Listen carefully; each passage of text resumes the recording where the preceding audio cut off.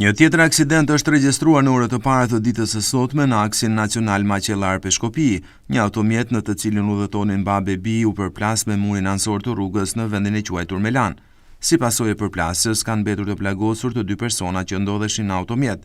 Ata janë transportuar fillimisht në spitalin e Dibrës e për shkak të gjendjes së rëndë, vajza 45 vjeçare u transportua për ndihmë të specializuar në spitalin e traumës në Tiranë.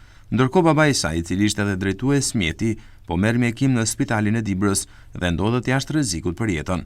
Policia mbërriti në vendin e ngjarjes për të zbardhur shkaqet e vërteta të aksidentit, ndërsa paraprakisht dyshohet se shkaki ishte humbja e kontrollit të drejtuesit të automjetit, që për ndërtimit të lotit të tretë të rrugës së Arbërit në segmentin Herebel-Peshkopi janë shkaktuar 10 aksidente, kryesisht në ditët me lagështi.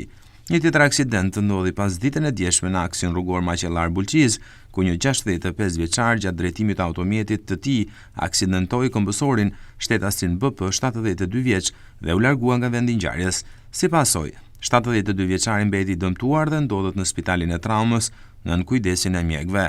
Ndërkohë uniformat blu arritën të zbulojnë autorin dhe bën arrestimin e shtetasit ASH, 65 vjeç banues në Maqellar, i cili pasi aksidentoi 72 vjeçarin, tentoi t'i shmangej përgjegjësisë duke u larguar nga vendi i ngjarjes.